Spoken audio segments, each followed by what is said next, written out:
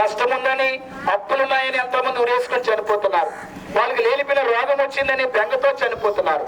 ఈరోజు ఏదో పోయిందని, ఏదో రాలేదని చనిపోతున్నారు. పిల్లరా, మరణము శాశ్వతం కాదు నాయన. మరణము తర్వాత నిజమైన జీవితం ఉంది. ఆ జీవితం ఇవ్వడానికి భూమి మీద బ్రతుకున్నంత వరకు నీకు సుఖాన్ని, సంతోషాన్ని ఎలా కలుగుతుందంటే ఆయన యందు మీరు విశ్వాసం ఉంచండి.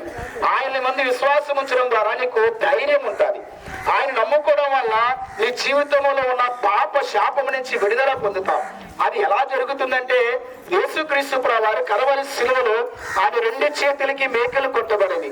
ఆయన తలకు ముళ్ళ కిరీటాన్ని పెట్టారు. ఆయన శరీరం అంతా కూడా రక్తం అంతా కార్చింది. ఎందుకంటే మనము చేసిన పాపము నిమిత్తము ఆయన శిక్షను భరించాడు. కాబట్టి ఈ మాటలు మీరు నమ్మి ఈ రాత్రే, ఈ సాయంకాల సమయంలోనే, ఒకవేళ నువ్వు ఎలాంటి పరిస్థితుల్లో ఉన్నా, ఎక్కడున్నా మేము ఎవ్వరము మీకు సహాయము చేయలేవమ్మా, కానీ నీకు సహాయం చేయగల దేవుడు.